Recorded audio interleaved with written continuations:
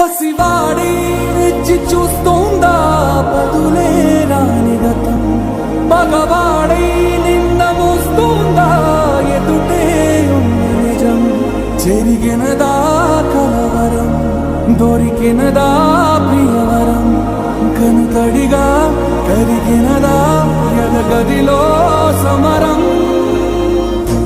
ఏది మనదనుకుంటా, ఏది కాదనుకుంటా, లేని తలరాతని వెతికే మనసుకు ఏమని చెబుతా.